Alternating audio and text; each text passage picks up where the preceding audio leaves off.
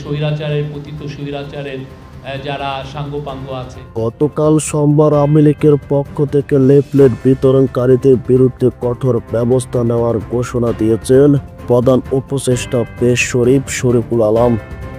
রাজধানী foreign service একাডেমিতে আয়োজিত এক সংবাদে তিনি এই কথা বলেন।